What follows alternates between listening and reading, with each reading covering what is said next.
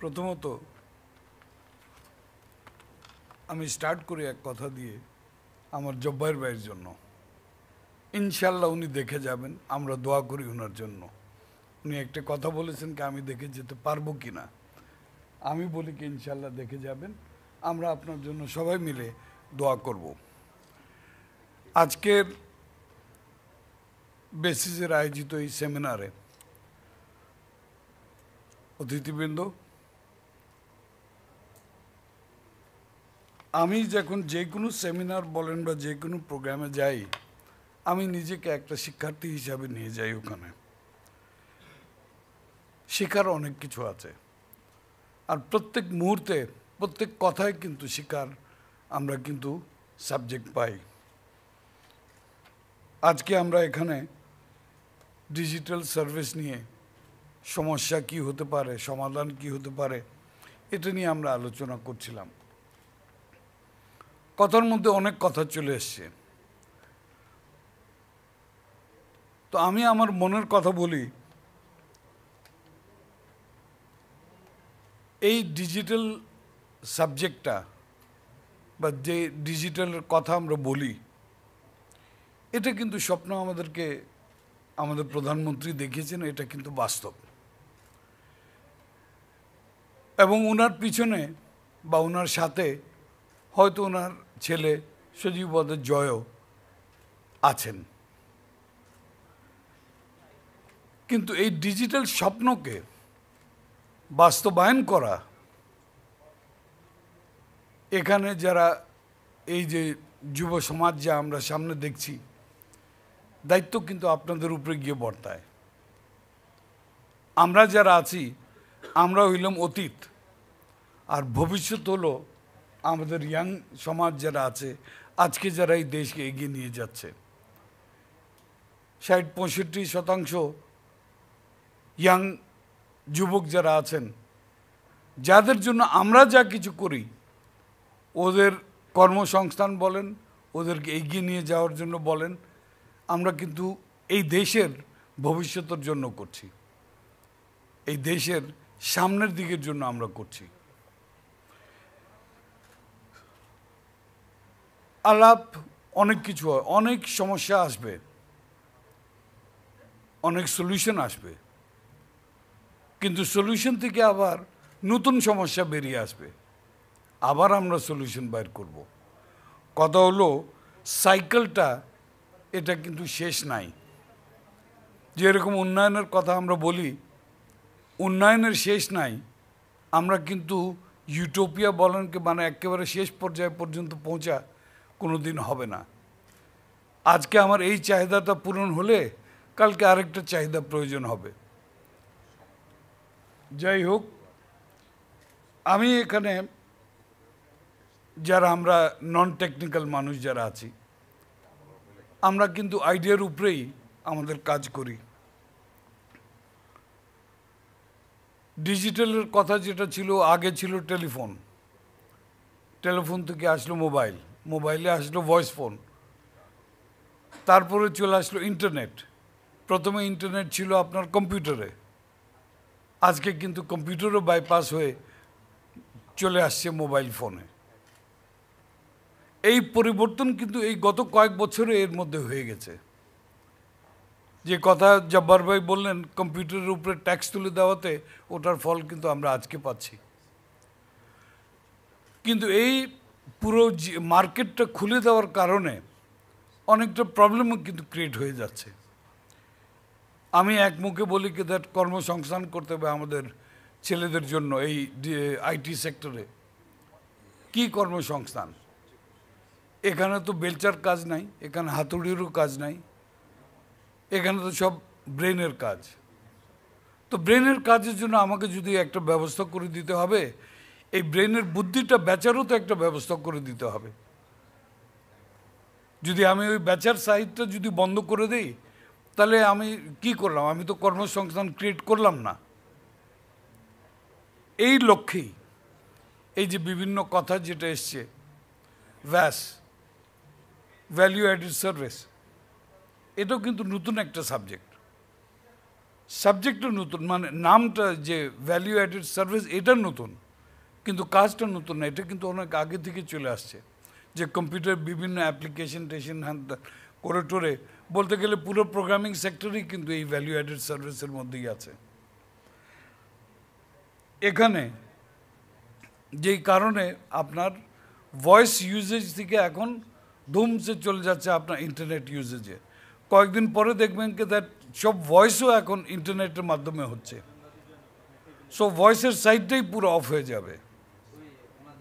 আজকে না হলে 10 বছর পরে, না হলে 20 বছর পরে আমরা কিন্তু সিঙ্গেল লাইনে চলে আসবো ইন্টারনেট ডেটা ইউজেজে। এই ডাটা ইউজেজের কারণে যদি আমাদের যে ইয়াং সমাজ যারা আছে, অথবা শুধু ইয়াং সমাজ না, যারা উদ্যোক্তা আছেন, আমি সেই এন্টারপ্রেনিয়র হিসাবে বলি, তাদের জন্য আমরা যদি প্রোটেকশন না করি তাহলে তো আমরা কিছু করলাম না। এখানে যে কথা জব্বার ভাই বারবার বলে গেছেন, ভ্যাস্ট কন্টেন্টসের ব্যাপারে একটা পলিসি। সত্যি কথা বলতে গেলে আজকে আমি প্রথম ভ্যাস্ট কন্টেন্টসের পলিসি ব্যাপারে আমিও চিন্তা করেছি। আমি কিন্তু ওখানে বসে জব্বার ভাইকে বলছিলাম, কিন্তু যে 96 থেকে এটা যে ফাইলবন্দি হয়ে পড়ে আছে, বা 2012 সাল থেকে ফাইলবন্দি পড়ে আছে, এটা কিন্তু আমি আজকে জানলাম। আনফর্চুনেটলি আমরা যে আমলাতান্ত্রিক সেট আপ যেটা আছে আমাদের দেশে, এখানে কিন্তু আমরা অনেকটা মার খেয়ে যাই। সেট আপের মধ্যে যেটা আমাদের পজিশনও জব্বার ভাই বারবার আমাকে বলছেন, আসলে আমাদের মন্ত্রী মহোদয় এখানে থাকলে আরও ভালো হতো, আর বিটিআরসি চেয়ারম্যান সাহেবও যদি থাকতো তো আরও ভালো হতো। কারণ সংসদীয় কমিটির মূল দায়িত্ব একটা অ্যাডভাইজারি কমিটি হিসাবে, আমাদের কিন্তু কোনো ক্ষমতা নাই। তো কিন্তু আমরা সমস্যা হলে আমরা কিন্তু একটা ভূমিকা রাখতে পারি। কমিটিতে মন্ত্রীও আছে, প্রতিমন্ত্রীও আছে, যারা যারা ইনভলভ, সেক্রেটারিরা আছে, সব আছে, কিন্তু ইমপ্লিমেন্টেশন আবার ওই মন্ত্রণালয়তেই হবে, সংসদে হবে না। এটা হলো বাস্তবতা। এই কাঠামোর মধ্যেই আমাদেরকে কিন্তু এগিয়ে যেতে হবে, যাতে আমার আইটি সেক্টরকে আমরা যা সাহায্য করা আছে আমরা করতে পারি। সরকারের তরফ থেকে আমরা কিন্তু অনেক বলি, কথা কিন্তু অনেক বলি, কিন্তু এটা করতে হবে, ওটা করতে হবে, এটা করব, ওটা করব, কিন্তু দেখা যায় ওই কথার মধ্যেই থেকে যায়। ফেব্রুয়ারি মাস আমাদের কি মাতৃভাষা দিবস, আমরা সবাই এই মাসে কথা বলি, কিন্তু সব স্তরে আমাদের কিন্তু বাংলা থাকা উচিত। 1 মার্চ থেকে আমরা এই সাবজেক্টটা ভুলে যাই, আমরা কিন্তু স্বাধীনতার দিকে চলে যাই। পুরো মার্চ মাসে কথা আর কাজ যদি মিল না থাকে তাহলে কিন্তু কিছু হবে না। আমি যেটা মনে করি যে আমরার তরফ থেকে যা কিছু আমরা ইনস্ট্রাকশন দেই বা যা কিছু বলি, একটা টাইম ফ্রেম কিন্তু থাকা উচিত। আমি যদি বলি যে আমি ভ্যাস্ট পলিসি একটা করব, যেরকম আমাদের মন্ত্রী মহোদয় অলরেডি বোধহয় ইঙ্গিতে বলেছেন যে 26শে ফেব্রুয়ারি, আমি ওনাকে ধন্যবাদ জানাই যে উনি এই কথাটা বলেছেন। কিন্তু নেক্সট কথা যেটা হলো 26শে ফেব্রুয়ারিতে এটা ইমপ্লিমেন্টেশনের দায়িত্ব কিন্তু মন্ত্রী মহোদয় বলেন বা মন্ত্রণালয় বলেন, ওখানে কিন্তু বর্তায়। আমরা যদি এটা ইনশিওর করতে পারি যে আমি যে কথা বলি, পলিটিশিয়ান হিসাবে হোক, রাজনীতিবিদ হিসাবে হোক, আমি এলাকার আমার মানুষদের কাছে যখন কিছু একটা কমিটমেন্ট দেই, আমারও কিন্তু কমিটমেন্ট রাখা কিন্তু একেবারে ফরজ হয়ে যায়। আমি কিন্তু কমিটমেন্ট খুব কম দেই। আমার হাতে কোনো জিনিস না থাকলে আমি কিন্তু কোনো জায়গায় কোনো মাইকে অ্যানাউন্সমেন্ট করি না কেদার আমি এটা দেব। আমি কনফার্ম হয়ে যেখান থেকে হোক, কনফার্ম হয়ে কি ভাই আমার কাছে এই এই জিনিসটা আছে, তারপরে আমি মাইকে বললাম কি ভাই আমি দেবো, তুমি 1 সপ্তাহের মধ্যে পেয়ে যাবা। একই হিসাবে আমাদেরকে আইটি সেক্টর বলেন, আইটি সেক্টর এটা কিন্তু বিস্ফোরণের জায়গা এখন। এটা কিন্তু শুধু গ্রোয়িং না, এটা কিন্তু যাকে বলে কি একেবারে এক্সপ্লোশন হিসাবে এটা কিন্তু গ্রোয়িং সেক্টর হতে পারে। আমরা এক বছর বলি কি আমরা 1 বিলিয়নে যাব, 21 সালে আমরা 5 বিলিয়নে যাব।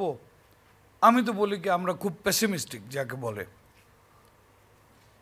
বিকজ আমরা যদি এখানে সাপোর্ট যদি ঠিক মতন দিতে পারি, এই 1 বিলিয়ন আর 5 বিলিয়ন আপনার 3500 বিলিয়নের মধ্যে তো কিচ্ছু না।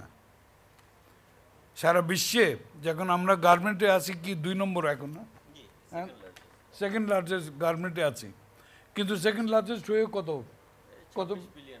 26 billion dollar, which is nothing। যাই হোক, এই টার্গেটটা মানে একেবারে স্বপ্নেরও টার্গেট না, এটা কিন্তু বাস্তবায়ন যোগ্য টার্গেট যেটা আমরা দিতে পারি। কিন্তু এটা যদি ওপেন এন্ড করে দেই, কিন্তু আমরা 5 বিলিয়ন বলছি, কিন্তু 5 বিলিয়ন আমাদের টার্গেট না। আমাদের এই 3500 বিলিয়নের আমরা যদি বলি কি 1% আমাদের টার্গেট, তা আপনারা চিন্তা করেন কত হয়, পার্সেন্টেজে যাই। আমি জানি না জব্বার ভাই আপনারা এই লাইনে চিন্তা করছেন কি করছেন না। 35 বিলিয়ন হয়ে যায়। না না, ওটাই তো বললাম কিন্তু স্ট্রেট ওয়ে ওখানে 35 বিলিয়ন হয়ে যায়। 2% বলে 70 বিলিয়ন। আই নো দ্যাট, ওই বিশ্বাস তো আমারও আছে। কথা এখানে কয়েকটি চাহিদা জব্বার ভাই বলেছেন, আমি যেটা ঘুরে ফিরে আবার ওই একই কথা বলি, মন্ত্রী মহোদয় আর চেয়ারম্যান সাহেব যদি এখানে থাকতেন কথাটা কিন্তু আরও সুযোগ আরও ইজি হয়ে যেত। বাট আমি আমার তরফ থেকে আমি কিন্তু সবসময় ওপেন আছি, আর আমি কিন্তু শেখার জন্যই এখানে আসি, বিকজ শেখার শেষ নাই। আর আমাদের তো আস্তে আস্তে বয়স বেড়ে যাচ্ছে, আর কিছু নইলে কিছু শিখে নিয়ে যাই সাথে, এই লক্ষ্যে আমি কিন্তু আছি এখানে। সব কাজ একটা গাইডেড প্রিন্সিপালের মধ্যে যদি থাকে তাহলে সব ঠিকই হবে। এই ভ্যাসের কথা যেটা বললেন, ডেফিনেটলি এটা খুব অতি সত্বর এটা একটা গাইডলাইন থাকা উচিত। আর শুধু ভ্যাসের গাইডলাইন না, এখন যে বিভিন্ন ওই গাইডলাইনের মধ্যে কে কত পাবে কি পাবে না, যারা উদ্যোক্তা আছেন, যারা এই অ্যাপসগুলি বানালেন, ওদের কি পাবে কি পাবে না এটাও কিন্তু নির্ধারণ করে দেওয়া উচিত, টু প্রোটেক্ট আমাদের যে যুব সমাজ যারা আছে, যারা নতুন, যারা মার্কেটে আসতেছে। এখানে কয়েকজন আছে, প্রত্যেক বছর হাজার হাজার ছেলেরা এই আইটিকে সামনে রেখেই ওনারা লেখাপড়ার কিন্তু লাইনটা বদলে ফেলেছে। আগে যেটা নর্মাল হিউম্যানিটিস বা কি বলে সাবজেক্টসে যারা ডিগ্রি নিত, এখন কিন্তু আইটি দিকেই অনেকে যাচ্ছে, পয়সা খরচ করে যাচ্ছে। সরকারি ইউনিভার্সিটিতে সিট পাচ্ছে না, ওরা প্রাইভেট ইউনিভার্সিটিতে যাচ্ছে আইটি সেক্টরে। এই জিনিসটা আমরা যদি মনে রাখি, আমার মনে হয় অনেকটা আমার সমাধান দিকে যাবে। বড় কথা, যখন আমলাতান্ত্রিকের কথা আমরা বলি, জব্বার ভাই বড় ইন্টারেস্টিং একটা সাবজেক্ট তুললেন, জব্বার ভাই তুললেন, আই থিঙ্ক মাহবুব সাহেব তুললেন, ডিওটির ব্যাপারে। আমি জানি না ইতিহাস কে কতদূর জানেন কি জানেন না, টেলিকম সেক্টর আগে ছিল Bangladesh telegraph and telecommunication board, BTDB. 2008 বা 7 সালে এই বোর্ডটাকে কিন্তু বন্ধ করে দেওয়া হলো, আর হয়ে গেল আপনার বিটিসিএল, কোম্পানি একটা করে দেওয়া হলো। ভেরি গুড, ঠিক আছে। সাথে সাথে ওইদিকে আরেকটা হলো বিটিআরসি। বিটিআরসি হলো রেগুলেটরি কমিশন যাকে বলে, ওরা সব কিছু নিয়ন্ত্রণ করবে ওদের হাতে। তারপর আমি জানি না কোত্থেকে হঠাৎ দেখি দ্যাট বিটিটিভির ধরনের একটা সংগঠন ডিওটি বলে, ডিপার্টমেন্ট অফ টেলিকমিউনিকেশন, আবার একটা জন্ম নিল। ইতিমধ্যে আমি যা খবর পেয়েছি, ডিওটি আর বিটিআরসির ক্ষমতা বা দায়িত্বর মধ্যে বিরাট একটা কিন্তু সাংঘর্ষিক অবস্থা কিন্তু চলে যাচ্ছে। আমি ওটাই অলরেডি চলে যাচ্ছে। যে জিনিসটা করা প্রয়োজন, এটা আমি কিন্তু কমিটিতেও আমাদেরকে ডিসকাস হয়েছে, আর আরও ডিসকাস হবে। বিটিআরসি যখন এই মন্ত্রণালয়ের আন্ডারে ছিল, ওই সময় কিন্তু আইসিটি আর ঢাকার টেলিকমিউনিকেশন এক মন্ত্রণালয় ছিল, এক মন্ত্রী ছিল। পরবর্তীতে যখন দুই ডিভিশন হয়ে গেল, দুই মন্ত্রী হয়ে গেল, বিটিআরসির আইডিয়া ছিল এটা কিন্তু ইন্ডিপেন্ডেন্ট একটা বডি থাকবে, কিন্তু পড়ে গেল একটা মন্ত্রণালয়ের আন্ডারে। যে প্রশ্নটাও আমরা কিন্তু সংসদীয় কমিটিতে তুলেছি, দ্যাট বিটিআরসির ক্ষমতা কদ্দূর আর মন্ত্রণালয়ের ক্ষমতা কদ্দূর। কথা হলো, এখনও আমি বলি, আর এই লক্ষ্যে কিন্তু আমি কাজ করেই যাব, that BTRC should be independent, not under any ministry. Because BTRC আবার আইসিটি সেক্টরও কিন্তু দেখে। এই যে আমরা যে অপটিক্যাল ফাইবার টাইবার হ্যানত্যান এইসবগুলি বলি, এটা তো কিন্তু আইএসপি আর এই যা আছে, এটা কিন্তু বিটিআরসির আন্ডারে চলে আসে, কিন্তু আইসিটি মিনিস্ট্রির আন্ডারে। এখানে কিন্তু বিরাট একটা ক্ল্যাশের লক্ষণ দেখা যাচ্ছে। বিটিআরসি শুড বি ইন্ডিপেন্ডেন্ট, দরকার হইলে ডাইরেক্টলি পিএম অফিসে কিন্তু আলাদাভাবে থাকা উচিত। আর এইদিকে ডিওটি থাকুক টেলিকম সাইট দেখার জন্য, আইসিটি মিনিস্ট্রিতেও একটা ডিপার্টমেন্ট অফ আইসিটি একটা আছে, ওরা ওদের ওই সাইট দেখার জন্য। কিন্তু ওভারঅল ম্যানেজমেন্টের জন্য এটা কিন্তু হয়তো প্রধানমন্ত্রী অফিস হোক, রাষ্ট্রপতির আন্ডারে হোক, ইন্ডিপেন্ডেন্ট হোক, বাট নিজের ক্ষমতা নিয়ে ওদেরকে থাকা উচিত। যাই হোক, কথা তো বলা যায় অনেকটাই, শেষও করা যাবে না, কিন্তু শেষ তো করতে হয়। এখানে যে কথাগুলি আমার বক্তারা যেটা বলেছেন, আমি একটা অনুরোধ করব, সংসদীয় কমিটির তরফ থেকে যা সাপোর্ট আপনার প্রয়োজন আছে আপনি ইনশাল্লাহ পাবেন, বিকজ আমরা সবাই বিশ্বাস করি that this is the sector of the future, not of the past. তো সেই হিসাবে আপনারা উদ্যোগ নেন, উদ্যোগের মধ্যে আমাদেরকে ইনভলভ রাখেন, কিন্তু কাজ কিন্তু হবে মন্ত্রণালয়তে। এবং ওখানে যদি আপনাদের কোনো অসুবিধা হয়, সেই অসুবিধা ঠিক করার জন্য আমরা আমাদের তরফ থেকে আপনাদেরকে সাপোর্ট দেব। এটাই এই কথা আমি আজকে এখানে বলে গেলাম।